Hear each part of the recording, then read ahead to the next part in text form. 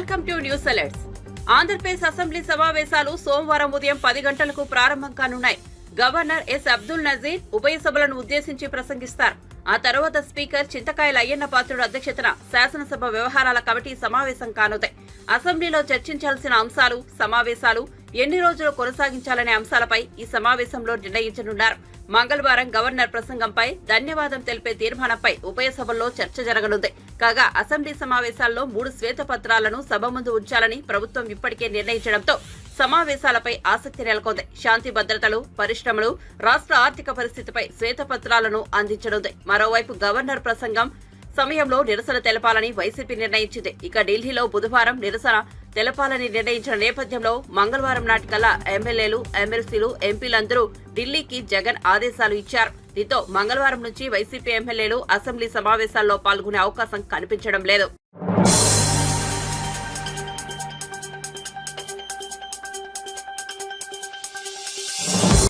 తన దృష్టికి ఏ సమస్య వచ్చినా ప్రతి సమస్యను పరిష్కరిస్తూ ప్రజల మన్ననలు పొందుతున్నారు విద్యాశాఖ మంత్రి నారా లోకేష్. తాజాగా తమ ఊరికి బస్సు సౌకర్యం కల్పించాలని విద్యార్థులు కోరగా వెంటనే ఆ సమస్యను పరిష్కరించారు. కర్నూలు జిల్లా హోలగుంద మండలం మార్లమడి గ్రామానికి ఆర్టీసీ బస్సు సర్వీస్ లేదు. దీంతో తమ గ్రామానికి బస్సు నడపాలని కోరుతూ విద్యార్థి సంఘాలు మంత్రి లోకేష్ కి మెయిల్ చేశాయి. వెంటనే స్పందించిన లోకేష్ అధికారులతో మాట్లాడి ఆ గ్రామానికి బస్సు సర్వీసును ప్రారంభించారు. దీంతో మంత్రి లోకేష్ కి విద్యార్థి సంఘాలు, గ్రామస్తులు కృతజ్ఞతలు తెలిపారు. నేను RTC depot manager, Adoni depot. నా పేరు మొహమ్మద్ రఫీక్ అండి. ముఖ్యంగా దీనికి మార్లముడికి గ్రామానికి బస్సు సౌకర్యం గురించి రాష్ట్ర రవాణా శాఖ మంత్రి మండిపల్లి రాంప్రసాద్ రెడ్డి గారు దాని మీద వెంటనే స్పందించి మా ఆర్ఎం గారికి, మాకు వెంటనే ఆ గ్రామానికి వెళ్ళి ఆ రోడ్డు పరిస్థితి ఎట్లా ఉంది, అక్కడ బస్సు తిప్పడానికి అవకాశం ఉందా లేదా సర్వే చేసి చెప్పమంటే వెంటనే వారి ఆదేశానుసారము నిన్ననే నేను ఈ గ్రామానికి వచ్చి ఇక్కడ రోడ్డు పరిస్థితులు, పిల్లలు ఎంతమంది ఉన్నారు అనేది గమనించి వెంటనే వాళ్ళ ఆదేశానుసారం బస్సును కూడా రవాణా చేయటకు ఎలాంటి రోడ్డు పరిస్థితి కూడా బాగుంది కాబట్టి మేము వెంటనే తదనుగుణంగా మేము ఈరోజు విద్యార్థులకు బస్సు సౌకర్యం కల్పించబడింది.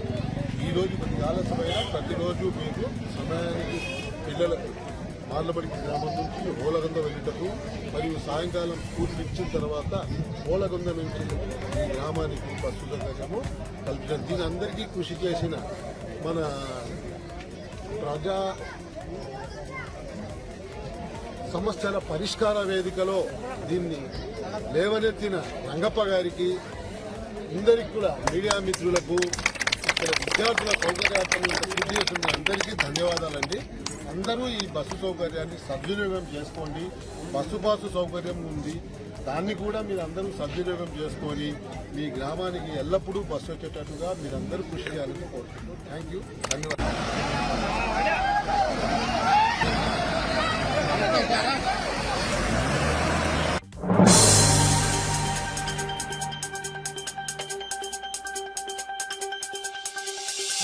జగన్ కు పాత బుల్లెట్ ప్రూఫ్ వాహనం ఇచ్చారని, చంద్రబాబు 10 ఏళ్ల పాటు వాడిన వాహనాన్ని కనీసం మరమ్మతులు కూడా చేయించుకున్న జగన్ కు కేటాయించారని వైసీపీ చేసిన ఆరోపణలపై రాష్ట్ర హోంమంత్రి వంగల్పూడి అనిత స్పందించారు. బాబు, పులివెందుల ఎమ్మెల్యే, నువ్వు ఇంతకు ముందు ఓసారి ఏం చేశావో గుర్తుకు తెచ్చుకోవయ్యా అంటూ ధ్వజమెత్తారు. గతంలో చంద్రబాబుకు ఏ బుల్లెట్ ప్రూఫ్ కారు ఇచ్చారో ఇప్పుడు అదే కారును జగన్ కి ఇచ్చామని అనిత స్పష్టం చేశారు. చంద్రబాబుకు పాత వాహనం ఇచ్చింది నువ్వు, ఇప్పుడు అదే వాహనాన్ని నీకిస్తే ఎందుకు రాద్ధాంతం చేస్తున్నావంటూ మండిపడ్డారు. ఇంతకు ముందు ఒకసారి గుర్తు చేసుకోయా బాబు, పులివెందుల ఎమ్మెల్యే, ఇంతకు ముందు ఒకసారి గుర్తు తెచ్చుకో. ఒకసారి ఇవన్నీ చేసి ఈరోజు తిరిగి మా మీద ఇంకొకటి, నిన్న మొన్న సాక్షి పేపర్లో అదొక పాంప్లెట్ పేపరు, నా సాక్షి పేపర్లో ఈ వెహికల్ గురించి మాట్లాడారు. జగన్మోహన్ రెడ్డికి ఇచ్చిన వెహికల్ గురించి. అసలు జగన్మోహన్ రెడ్డి అన్న వ్యక్తి ఈరోజు పులివెందుల ఎమ్మెల్యే. కేవలం ఒక ఎక్స్ సీఎంగా ఉన్నందుకు గాను Z+ సెక్యూరిటీ ఇచ్చారు.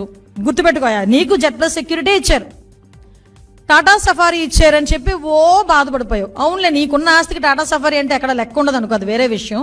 కానీ 2019లో నువ్వు సీఎంగా ఎక్కిన తర్వాత అప్పుడు ఎక్స్ సీఎం అయిన చంద్రబాబు నాయుడు గారికి, అప్పటికి 14 సంవత్సరాల ముఖ్యమంత్రి అయిన వ్యక్తి, అటువంటి వ్యక్తికి నువ్వు ఇచ్చింది టాటా సఫారీయే.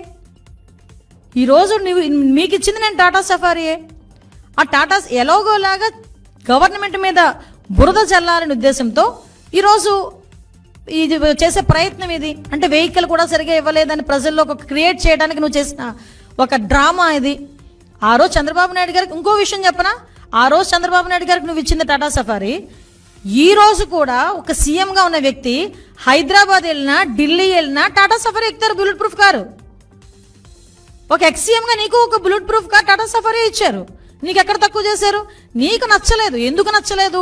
బయట ఉన్న ప్రజల్ని కనిపించట్లేదు, నీ ఎక్స్ప్రెషన్స్ కనిపించట్లేదు, నీలో నా మహా నటుడు కనిపించట్లేదు. నువ్వు బాధపడిపోయి నువ్వు వేరే కారు ఎక్కావు. నువ్వు వేరే కారు ఎక్కినా కూడా బీపీ కార్ వెనకాతలు వచ్చింది, నీ వెనకాతలు తిరిగింది. అది ఎక్కడ కూడా ప్రోటోకాల్ కూడా వైలేట్ చేయలేదు, నీకెక్కడ కూడా సెక్యూరిటీ తగ్గించలేదు, నిన్నెక్కడ కూడా ఇబ్బంది పెట్టలేదు, నీ ఇంటి మీదకి ఎవడు దాడికి రాలేదు, నువ్వు ఎక్కడికైనా వెళ్తానంటే పోలీసులతో తాడులు కట్టలేదు. సో ఎక్కడ ఆటవిక పరిపాలన జరిగిందో ఒక్కసారి నువ్వు నేను చర్చించుకోవాలి. ఈ రోజు ఈ సిచ్యువేషన్స్ అన్నిటి గురించి కూడా నువ్వు వెళ్తున్నావు. సెక్యూరిటీ విషయంలో గురించి చూద్దాం. అసలు యాక్చువల్గా సెక్యూరిటీ రివ్యూ కమిటీ అని చెప్పి ఎస్ఆర్సీ అని ఒకటి ఉంటుంది. అందులోనే IBGID రెండు ఉంటాయి. వాళ్ళు ఫిక్స్ చేస్తారు అంత ఎవరికి ఎలాంటి సెక్యూరిటీ కావాలి, ఎవరికి ఎలాంటి సెక్యూరిటీ ఇవ్వాలి అనేది వాళ్ళు ఫిక్స్ చేస్తారు. సో వాళ్ళ ఫిక్సేషన్ ప్రకారం కూడా నువ్వు వెహికల్ ఎక్కావు, నీకు బీపీ వెహికల్ నీకు పంపించారు, సఫారీ పంపించారు, అది దిగిపోయావు. నీకు థ్రెట్ లేదా? రేపు పొద్దున్న ఏం చేస్తావు? ఎవడో నీ మనిషి ఏదో రాయి విసిరించుకుంటావు. నీకు అలవాటు కదా గులకరాలతో.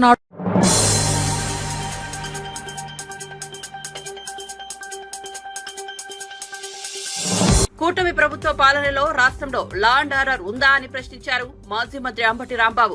ఇదే సమయంలో వినుకొండలో జరిగిన బాలిక హత్యపై టీడీపీ తప్పుడు ప్రచారం చేస్తోందన్నారు. ముచ్చుమర్రి ఘటనపై హోంమంత్రి వంగలపూడి అనిత సమాధానం చెప్పాలని డిమాండ్ చేశారు. కాగా మాజీ మంత్రి అంబటి రాంబాబు ఆదివారం మీడియాతో మాట్లాడుతూ పోలీసులు ఇప్పటి వరకు ముచ్చుమర్రి బాలిక కేసును ఛేదించలేదు, రాష్ట్రంలో శాంతి భద్రతలు లోపించాయి. ముచ్చుమర్రి ఘటనపై హోంమంత్రి అనిత సమాధానం చెప్పాలని నిలదీశారు. రాష్ట్రంలో శాంతి భద్రతలపై శ్వేతపత్రం విడుదల, చంద్రబాబు ఎందుకు వాయిదా వేశారు, రషీద్ కుటుంబాన్ని టీడీపీ నేతలు ఎందుకు పరామర్శించలేదు, స్థానిక టీడీపీ ఎమ్మెల్యే ఎందుకు పరామర్శకు వెళ్లలేదని ప్రశ్నించారు. ముచ్చుమర్రి మీ అందరికీ తెలుసు, కథ నడుస్తూ ఉన్నది. ముచ్చుమర్రి ప్రాంతంలో ఒక బాలిక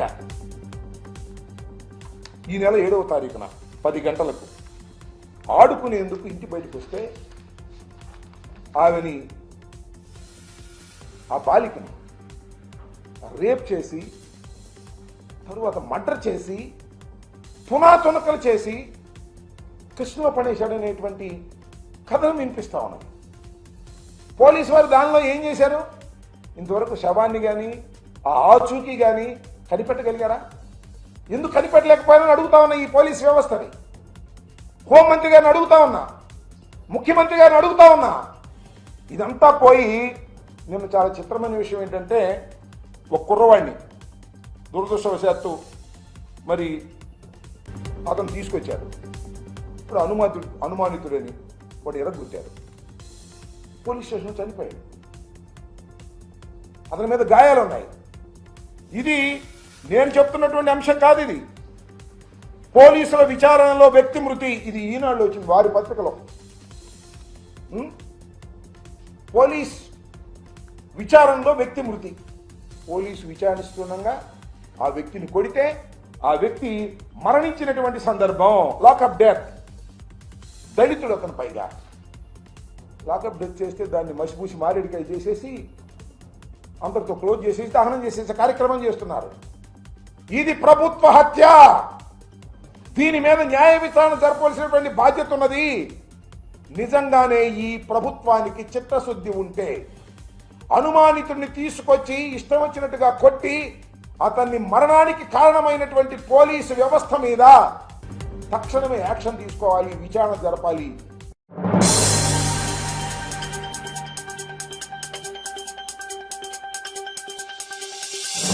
ఏపీలో రాష్ట్రపతి పాలన విధించాలని కోరడం రాజకీయాల్లో వైఎస్ జగన్ అపరిపక్వతకు అద్దం పడుతోందని మంత్రి ఆనం రామనారాయణ రెడ్డి ఎద్దేవా చేశారు. 5 ఏళ్లు సీఎంగా, మరో 5 ఏళ్లు ప్రతిపక్ష నేతగా ఉన్న జగన్ కు రాజకీయాల్లో పరిపక్వత రావాల్సిన అవసరం ఉందన్నారు. 4-5 వారాలు కూడా నిండని ప్రభుత్వంపై విమర్శలు చేయడం సరికాదన్నారు. కేవలం అధికారం కోసం మాత్రమే జగన్ ఆరోపణలు చేస్తున్నారని మండిపడ్డారు. గత ప్రభుత్వంలో జరిగిన దేవాలయ భూముల దోపిడీ ఆక్రమాలపై ఇప్పటికే విచారణ చేపట్టామని, ఆలయానికి చెందిన భూముల్ని తిరిగి ఆ దేవాలయాలకు అప్పగించడం ప్రభుత్వం బాధ్యత అని మంత్రి స్పష్టం చేశారు. జగన్మోహన్ రెడ్డికి ఇంకా రాజకీయ పరిపక్వత రాలేదని చెప్పాల్సిన అవసరం ఉంది. సరిగ్గా 3 వారాలు 4 వారాలు కాలేదు ఈ ప్రభుత్వం వచ్చి. ఈ ప్రభుత్వం రద్దు చేయాలా, ప్రభుత్వాన్ని రద్దు చేసి రాష్ట్రపతి పాలన పెట్టండి అని ఒక మాజీ ముఖ్యమంత్రిగా ప్రతిపక్ష నాయకుడిగా పనిచేసినటువంటి వ్యక్తి చెప్పాల్సినటువంటి మాట కాదు అది. కనీసం 2-3 సంవత్సరాలు జరిగింది, వీళ్ళ పరిపాలన బాగలేదంటే సరే, కానీ ఏమీ లేకుండా నెల అయింది, 30 రోజులు 40 రోజులు అవుతూ ఉంటే ఈరోజే ఆయన గవర్నమెంట్ అంటే ఒక రకంగా చెప్పాలంటే ఇప్పుడు ఈ ప్రభుత్వం సెక్రటరేట్ తాళాలు తీసి అధికారులు పోయి వాళ్ళ కుర్చీలు టేబుళ్ళు తుడుచుకొని కూర్చోవడానికి ఇంకా టైం పడతా ఉంది. ఇప్పుడే పరిపాలన బాగలేదని జగన్మోహన్ రెడ్డి అన్నాడంటే అతని ఎంత రాజకీయ పరిపక్వత ఉందో అర్థమవుతాం. అందుకనే రాష్ట్రపతి పాలనే ఏ బేసిస్ల మీద పెట్టాలి. రాజ్యాంగంలో రాష్ట్రపతి పాలన పెట్టేదానికి కొన్ని నిబంధనలు ఉన్నాయి. ఆ నిబంధనల్లో కనీసం ఒక్కటి కూడా కాలేదు కదా. నువ్వు ఎట్లా అడుగుతావు? నీకు అంత అధికారం మీద వ్యామోహం ఏంటి? అధికారమే రాజకీయం అనుకుంటున్నారా? అంటే ఇంకా ఏది రాజకీయం కాదు, ప్రభుత్వం కాదంటే కేవలం అధికారం. ఇదేమన్నా గుత్తాధిపత్యమా నీకేమన్నా ఇదేదో చక్రవర్తులు రాజులు పరిపాలనలో వంశపారంపర్యంగా ఇచ్చిపోయేది కాదు కదా. ప్రజాస్వామ్య వ్యవస్థలో ప్రజలే ఎన్నుకున్నటువంటి వాడే రాజు. 5 సంవత్సరాల కాలపరిమితి ఆ ప్రభుత్వానికి ఉంటుంది. నువ్వు ఏది మొదలు కాకముందే ఇవాళ ఈ ప్రభుత్వాన్ని తీసేయండి, రాష్ట్రపతి పాలన పెట్టండి, మళ్ళీ నాకేయండి పెత్తనం, ఏంటి ఈ కోరికలు? ఇప్పటికే దృష్టి సారించాం, చాలా ఎంక్వైరీలు నడుస్తున్నాయి. కాబట్టి దేవాలయాలకు సంబంధించినటువంటి భూములు ఎవరు అన్యాక్రాంతం చేసినా, ఎక్కడ అవి అన్యాక్రాంతం అయినా దోపిడీ అయినా వాటిని నిర్ద్వందంగా ప్రభుత్వం ఆదేశాలు ఇచ్చి వెనక్కి తీసుకోవడం, తిరిగి ఆలయాలకు అప్పచెప్పడం జరుగుతుంది. ఆలయాలకు భూములు ఇచ్చింది దాతలు. వాళ్ళు ఒక మంచి ఉద్దేశంతో, ఒక మంచి ఆలోచనతో చేశారు. ఇవాళ అవన్నీ పక్కన పెట్టి మేము ఆ భూములన్నీ గాజేస్తాం, ఆ భూములను దోచుకుంటాం, మా స్వప్రయోజనాలకే ఆలయాల భూములు, దేవుని యొక్క ఆలయాల భూముల కైంకర్యం ఇవన్నీ మేం చేస్తామంటే ఈ ప్రభుత్వం ఒప్పుకోదు. కాబట్టి మరొకరు చేసిన దాన్ని మేము అనుమతించం. ఖచ్చితంగా వాటన్నిటినీ రద్దు చేస్తాం. అవసరమైతే న్యాయస్థానాల పరిధికి తీసుకొనైనా వాటిని అన్నిటినీ కూడా స్వాధీనం చేసుకుంటాం. ఇరు రాష్ట్రాల పరిధిలో కొన్ని సమస్యలు ఉన్నాయి. ఆ సమస్యలను పరిష్కరించమని గడిచిన 5 సంవత్సరాల కాలంలో ఆనాడు ఉన్నటువంటి ప్రభుత్వం కానీ ముఖ్యమంత్రి కానీ కనీసం ప్రయత్నం చేసిన దాఖలాలు లేవు. స్వార్థ ప్రయోజనాలకి స్వప్రయోజనాలకి ఏయో కాంట్రాక్టులకి బిల్లులకి వాటి కోసం పోయి తాపత్రయపడ్డారే తప్ప ఇరు రాష్ట్ర ప్రజల యొక్క ప్రయోజనాలకి ఈ విభజన హామీలను నెరవేర్చుకుందామని ఆయన ఎప్పుడు ప్రయత్నం చేయలేదు. ఇవాళ మా ముఖ్యమంత్రి గారు ప్రయత్నం చేశారు. ఇప్పటికే తెలంగాణ ముఖ్యమంత్రితో మాట్లాడారు. మేము ఈ విభజన హామీల్లో ఏ ఒక్కటి కూడా వదులుకోవడానికి సిద్ధంగా లేం. తప్పకుండా ఈ రాష్ట్ర ప్రజల ప్రయోజనాలకి అన్ని విధాల చర్యలు తీసుకుంటాం.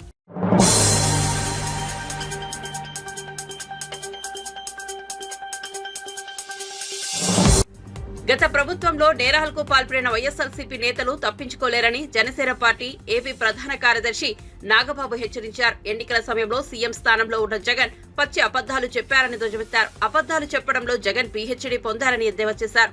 వైఎస్ఆర్సీపీ అధికారంలోకి వచ్చిన కొత్తలో తాము ఆ ప్రభుత్వం చేసే అప్రజాస్వామిక కార్యక్రమాలపై స్పందించేందుకు 6 నెలలు అవకాశం ఇచ్చామన్నారు. ఇప్పుడు తాము అధికారంలోకి వచ్చిన నెల రోజుల్లోనే వైఎస్ఆర్సీపీ నేతలు రెచ్చిపోతున్నారని విమర్శలు గుప్పించారు. వివిధ ప్రమాదాల్లో మృతి చెందిన జనసేన పార్టీ కార్యకర్తలు కుటుంబాలకు నాగబాబు బీమా చెక్కులను అందజేశారు. 30-40 డేస్ అవుతుంది ప్రభుత్వం ఏర్పడి. అర్జెంటుగా ఏమీ చెప్పినా ఇలాంటి పనికిమాలినటువంటి కామెంట్లు చేసే వైసీపీ వాళ్ళని చూస్తే నాకు చాలా చిరాగ్గా ఉంటుంది. మనం 6 నెలలు టైం ఇచ్చాం వైసీపీ ప్రభుత్వం వచ్చినప్పుడు. వాళ్ళు కనీసం 1 మంత్ కూడా టైం ఇవ్వకుండా కాట్ల కుక్కల్లాగా మీద పడుతున్నారు కూటమి ప్రభుత్వం మీద. పర్వాలేదు, మీరు పడండి. మిమ్మల్ని మీ పరిస్థితిని బట్టి మీకు యాంటీ రాబీస్ ఇంజెక్షన్ ఇవ్వటమో, లేకపోతే మీరు చేసిన తన్ని మీ నేరాలకి తగిన బుద్ధి చెప్పి లోపల వేయటమో జరుగుతుంది. దాంట్లో డౌట్ లేదు. ఏ ఒక్క వైసీపీలో ఉన్నటువంటి వ్యక్తి, క్రైమ్ చేసిన ఏ వ్యక్తి కూడా తప్పించుకోలేడు.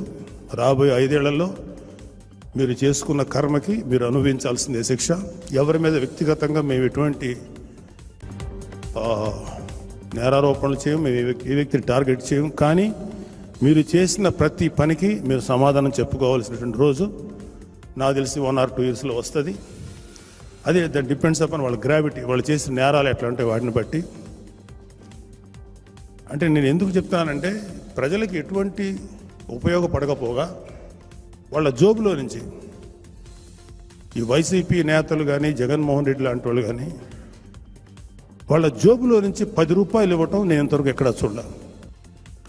సాక్షాత్తు సీఎం స్థానంలో ఉన్నటువంటి జగన్మోహన్ రెడ్డి చెప్పినంత అబద్ధాలు, అంటే ఒక అబద్ధం చెప్పితే అతికినట్టుండాలి, అంత గొప్పగా చెప్పగలడు ఆయన. అబద్ధాలు చెప్పటంలో ఆయన డాక్టరేట్ పొందాడు. పచ్చి అబద్ధాలు. రైతులు దారుణంగా ఆత్మహత్యలు చేసుకుని, కౌలు రైతులు చనిపోతే మేము ప్రత్యక్షంగా తిరిగాం. ఆ కుటుంబాలు ఎంత దారుణమైన పరిస్థితుల్లో మేము చూసాం. ఒక్క రైతు కూడా సూసైడ్ చేసి చచ్చిపోలేదని పవిత్రమైన అసెంబ్లీ సాక్షిగా మాట్లాడినటువంటి దుర్మార్గమైనటువంటి సీఎం జగన్మోహన్ రెడ్డి గారు.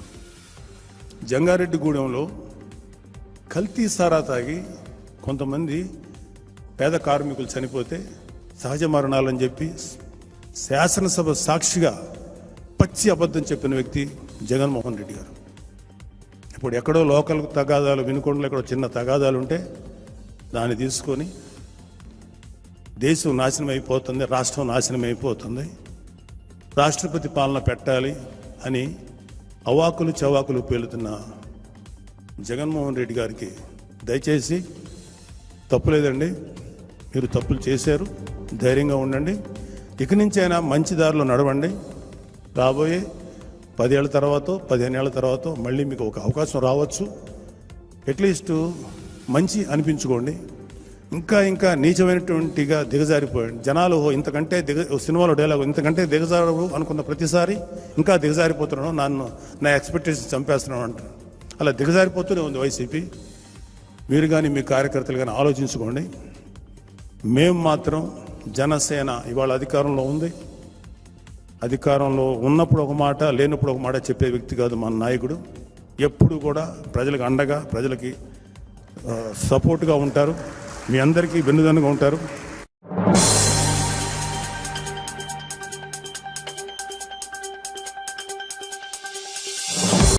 భవిష్యత్తులో అమెరికా ప్రెసిడెంట్ ఒక కమ్మవాడు అయ్యే అవకాశం ఉందని కాంగ్రెస్ నాయకుడు, ప్రముఖ నిర్మాత బండ్ల గణేష్ జోషం చెప్పారు. తాజాగా మాదాపూర్లో నిర్వహించిన కమ్మ గ్లోబల్ ఫెడరేషన్ లో ఆయన ప్రసంగించారు. దేశ విదేశాల్లోని అన్ని ప్రాంతాలకు కమ్మవాళ్లు విస్తరించారని ఆయన చెప్పుకొచ్చారు.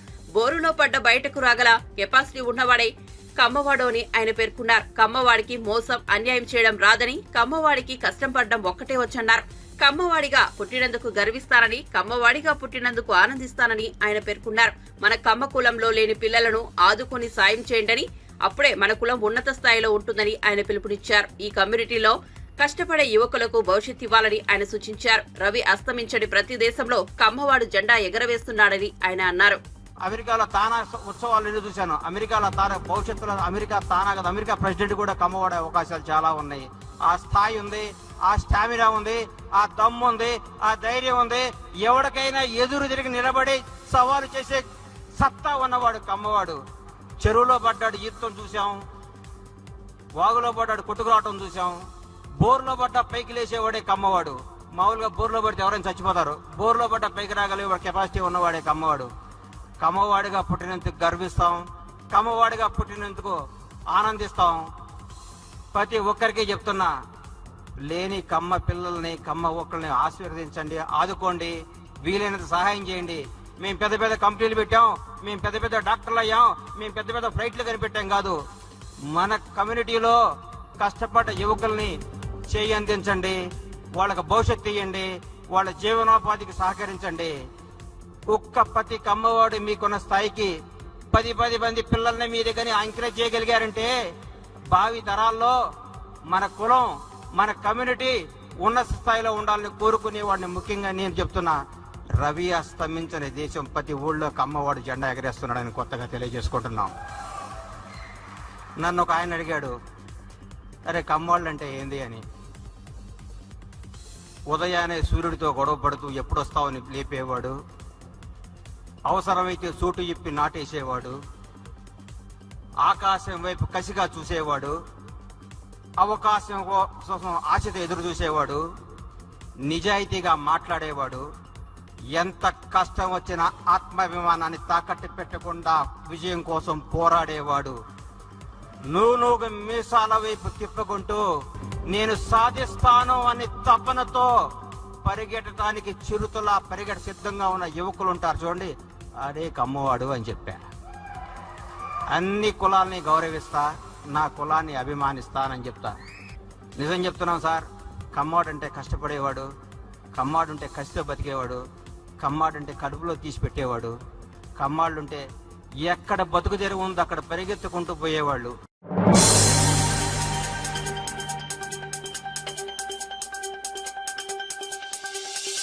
తెలంగాణలో బోనాల ఏర్పాట్లపై జోగిని శ్యామల హర్షం వ్యక్తం చేశారు. 32 సంవత్సరాలలో కనీ విని ఎరుగనంత సంతోషాన్ని ఈసారి అనుభవించారని ఆమె చెప్పారు.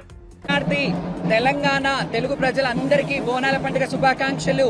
శ్రీ ఉజ్జయిని మహంకాళి అమ్మవారి వైభవోపేతమైన ముఖ్య ఘట్టమైన బోనాల పండుగ ఈరోజు జరిగింది. చాలా చాలా చాలా చాలా సంతోషంగా ఉంది.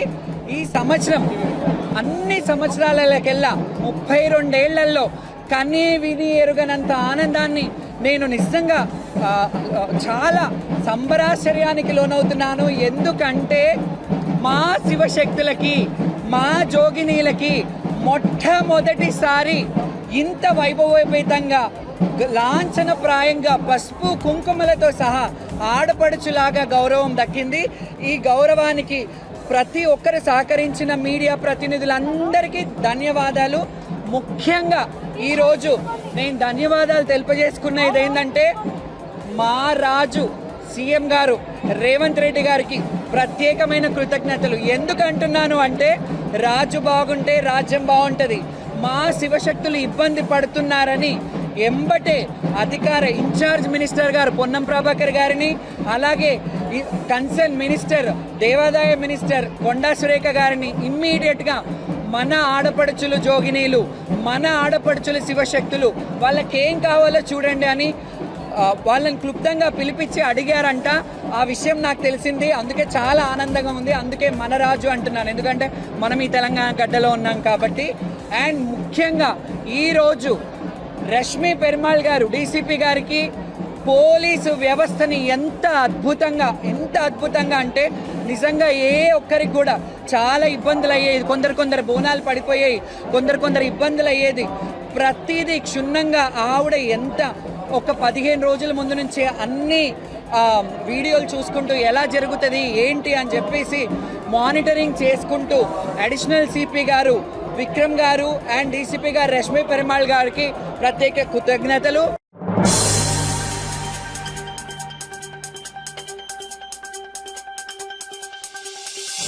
వీధి కుక్కల నుంచి తమ ప్రాణాలు కాపాడాలంటూ చిన్నారులు పోలీస్ స్టేషన్ మెట్లు ఎక్కారు. పలుమార్లు అధికారులకు విన్నవించినా ఫలితం లేకుండా పోయిందని హైదరాబాద్ పేట్ బహీరాబాద్ పోలీస్ స్టేషన్ లో వాళ్లంతా ఫిర్యాదు చేశారు. కుక్కల బారి నుంచి రక్షణ కల్పించాలని ప్రక్లారులు ప్రదర్శించారు. ఇంట్లో నుండి బయటకు రాలేనంతగా కుక్కలు విచ్చలవిడిగా తిరుగుతున్నాయని చిన్నారులు తల్లిదండ్రులు ఆవేదన వ్యక్తం చేశారు.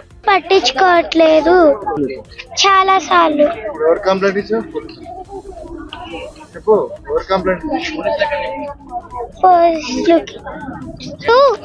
దాదాపు కలిసింది. అప్పుడు నేను హాస్పిటల్ వెళ్ళా, ఇంజక్షన్ వేసింది. మా మమ్మీని కూడా కలిసింది.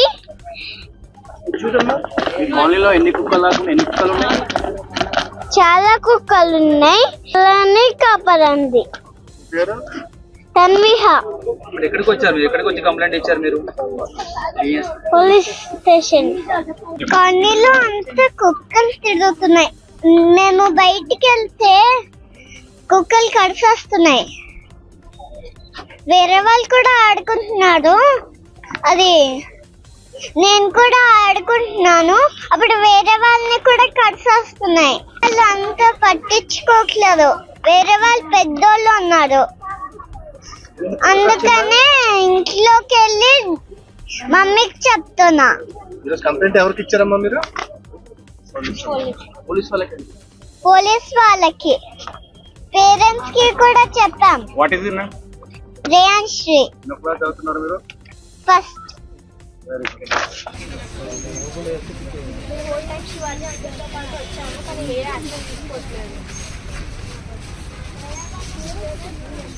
ఏం జరిగిందమ్మా?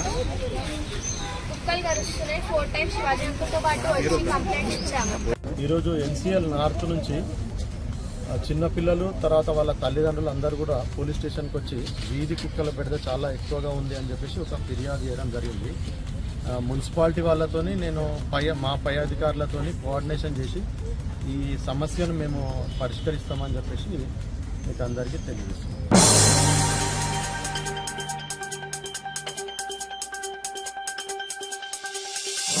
టూరింగ్ టాకీస్లు, ఏసీ థియేటర్లు, మల్టీప్లెక్స్లు ఇలా సినిమా హాళ్లలో వివిధ రకాలను మనం చూసాం. సాంకేతిక పెరగడం, సినిమా రంగాల్లో వస్తున్న మార్పులు, థియేటర్ల నిర్మాణం, డిజైన్లను కొత్త పుంతలు తొక్కిస్తోంది. బాపట్లలో కొత్తగా ఏర్పాటు చేసిన ఎయిర్ బెలూన్ థియేటర్ అందుకు తాజా నిదర్శనం. పిక్చర్ ట్రైన్ సంస్థ సహకారంతో బాపట్లలో శ్రీహర్ష థియేటర్ను కొందరు వినూత్నంగా నిర్మించారు. అవసరాన్ని బట్టి ఎక్కడికైనా తరలించే వీలుండడం దీని ప్రత్యేకత. గాల్లో నింపిన బెలూన్లో కూర్చొని సినిమా చూడడం ప్రేక్షకులకు ఓ కొత్త అనుభూతిని కలిగిస్తోంది ఎయిర్ బెలూన్.